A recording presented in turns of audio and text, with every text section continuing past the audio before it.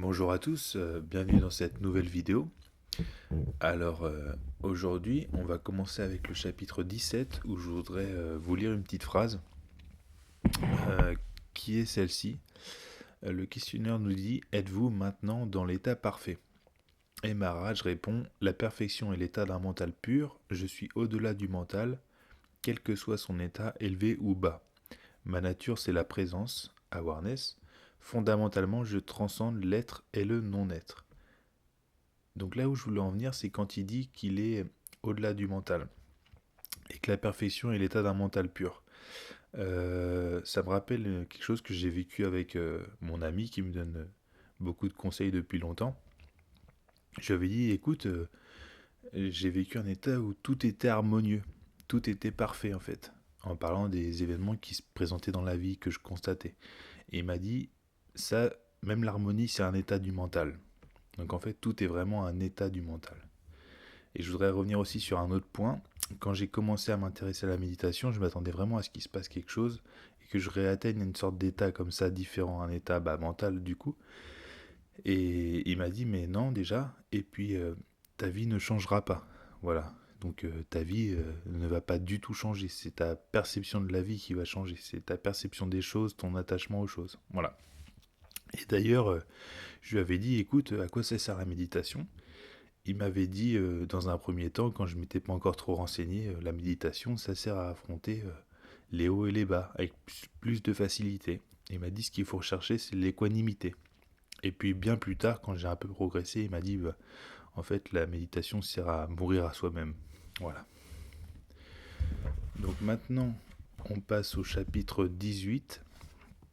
Je voudrais vous lire un passage qui est un petit peu long, mais qui décrit bien un peu l'enseignement de Maharaj. Alors le questionnaire nous dit: je suis ce que je sais être moi-même. Maharaj répond: vous ne pouvez pas dire que vous êtes ce que vous pensez être. Vos idées à votre sujet changent de jour en jour, d'instant en instant. Votre image de vous-même est la chose la plus changeante que vous ayez. Elle est éminemment vulnérable, à la merci du premier passant. Un deuil, la perte d'une situation, une insulte, et cette image de vous que vous appelez votre personne change profondément. Pour savoir ce que vous êtes, vous devez d'abord rechercher et connaître ce que vous n'êtes pas. Et pour savoir ce que vous n'êtes pas, vous devez vous observer soigneusement. Vous devez rejeter tout ce qui n'est pas en accord avec le fait fondamental je suis.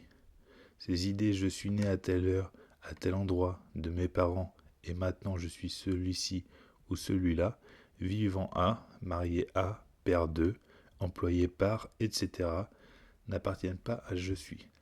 Notre servitude habituelle est je suis ceci. Séparer avec esprit de suite et persévérance le je suis de ceci et essayer de sentir ce que signifie être, simplement être sans être ceci ou cela. Toutes nos habitudes vont contre cela, et parfois les combattre est long et difficile, mais une compréhension claire aide beaucoup. Plus vous comprendrez qu'au plan du mental vous ne pouvez être décrit qu'en termes négatifs, plus rapidement vous parviendrez au terme de votre recherche et vous réaliserez votre être illimité. Donc là, je voudrais vous parler de deux choses. Donc encore une fois, Maharaj nous dit de séparer le je suis de je suis ceci ou je suis cela, et ça s'opère en fait en observant le sentiment d'être, le je suis. C'est l'expression Bharat et la crème pour séparer le beurre du bas beurre. Voilà. Donc c'est la méthode, on la connaît. Et puis, je voulais vous parler d'une chose. En fait, observer le je suis, rester dans le sentiment d'être, c'est quelque chose qui va contre la nature du mental. Parce que le mental est par nature extraverti. Il veut toujours aller vers l'extérieur, s'intéresser au monde. Et je voulais juste vous dire que quelqu'un qui observe le je suis, qui observe sa sensation d'être, c'est un mouvement du mental qui va en arrière, voilà, et qui montre que déjà on ne trouve plus sa satisfaction dans les choses du monde. Mais encore une fois, comme je vous l'ai dit avant, c'est un double regard. Vous regardez vers vous, vers le je suis, le fait d'être, et vous faites votre job dans le monde. Voilà. Donc maintenant, on passe au chapitre 19. Il y a une petite phrase que je voulais vous lire, voilà, où Maharaj répète encore une fois la même chose. Page 77, la question: je suis et il y a ont-ils le même sens? Et ma rage répond, je suis révèle l'intérieur, il y a révèle l'extérieur. Voilà, tous les deux se fondent sur le sentiment d'être. Donc, si vous voulez que l'intérieur, votre soi, votre nature divine, on va dire, vous soit révélé, il faut observer le sens du je suis, le sens d'être. Voilà. Donc voilà pour ce que j'avais envie de vous dire aujourd'hui. Ça faisait un petit moment que j'avais pas fait de vidéo, mais bon bah, au gré des humeurs.